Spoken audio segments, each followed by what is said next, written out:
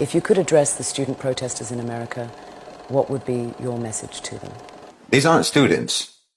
They're teachers. They're using those campuses for what they are truly supposed to be used for. Education, refinement, upliftment, intellectual, cultural, and moral excellence. For taking people out of ignorance into understanding. No one's doing that on those campuses more than those young people today. Those protesters. They're teaching their own professors. They're teaching their own faculty. They're teaching their own administration. And they're teaching their whole society, their whole so-called civilization. And no, this isn't a civics class. It's not a political science class. It's not an economics class. It's not a class about international affairs or about history. No. They're teaching an anatomy class. And they are dissecting American empire. They're dissecting colonization. And they're showing you the human biology of racist colonialist oppression and the tumor, the malignant tumor of Zionism. And they're teaching you how to remove it.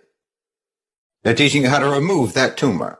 They're teaching a class on the surgical extraction of an ideology that has metastasized in the American body politic for over 75 years and that has been steadily destroying that country for decades. Little by little, but faster and faster with each passing year, moving even more rapidly, spreading even more rapidly in the past 6 months.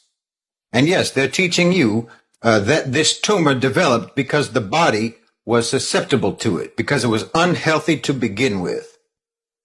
And they're trying to teach you how to cure yourself. They're trying to teach America how to cure itself, because the cells in the American body politic that mutated into the cancerous support for Zionism that's devouring that country's legitimacy, its credibility, and its viability today, they've been exposed to dangerous elements all along. Carcinogenic elements like white supremacy and bigotry, radioactive global hegemony, Islamophobia, and the parasitic military-industrial complex. Oh, you've been unhealthy for a very long time now.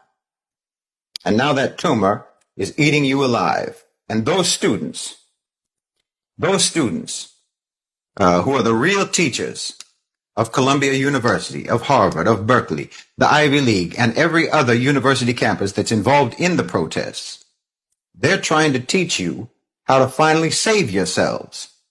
But we all know you're going to fight it. We all know that you're too arrogant and too stubborn and too sick to cooperate with your own treatment.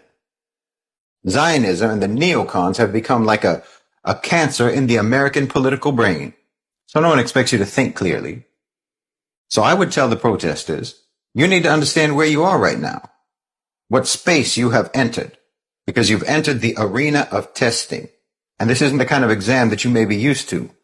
No, this is the arena where your conviction is going to be tested. Your resolve is going to be tested. Your commitment is going to be tested. Your determination is going to be tested. And as is appropriate for the prestige of your universities, this test is going to be rigorous. They're going to try to make you do one of two things. They're either going to try to make you give up, or they're going to try to make you sabotage yourselves. And they'll do this by violence. They'll do it by punishing you. They'll do it by rejecting your demands, by threatening you, by vilifying you, by misrepresenting you, by lying about you, by trying to make you think that they have the power to steal your future from you. Basically, they're going to do this by treating you the way the Zionists treat the Palestinians. But I'm telling you, what you're doing is transformative. And I'm not just talking about how what you're doing is something that will transform your country. No. I'm talking about how what you are doing has already transformed you. Once you decided to do what you are doing, you're more than what you were before. You're more than what you were before. You're more than yourselves. What you're doing is bigger than you, and that makes you bigger than your own selves. I'm telling you, you are an instrument collectively. You're an instrument for justice.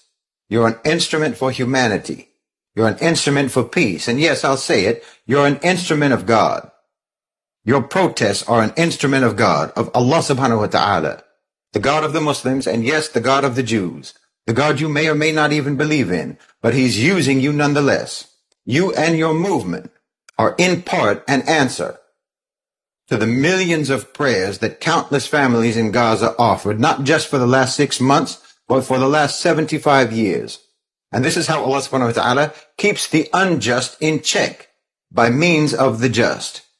This is how he helps the oppressed by raising up people who will defend them. So if you understand that, then you can understand that you are not actually the ones being tested. You're the ones administering this test. America is not testing you. You're testing America. Because that's what you are for your country. You're a test for your country. You're a test for your society. You're a test for your people.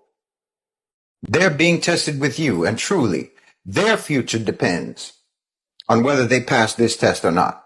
Their future depends on whether or not they cooperate with you in the cure that you're trying to offer them, the remedy that you're trying to get them to accept so that they might finally purge their system and their society and their culture from the lethal toxins of colonization, Zionism, apartheid, and genocide.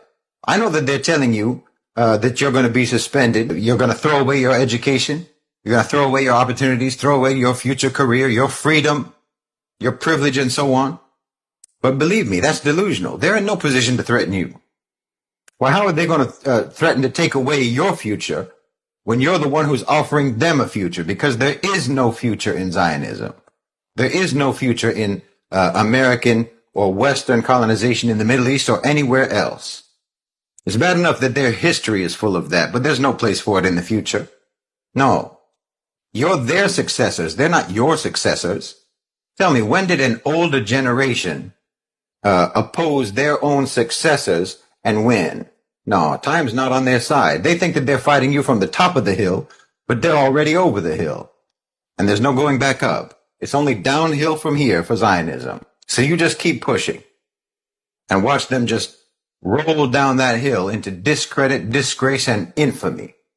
And as for your education, if you're worried, if you're actually worried about your future, your education, your opportunities, and so on, then believe me, you will be welcomed with open arms like heroes in any Muslim country in the world and any country in the global south. And you know and I know that that's where the future really is anyway.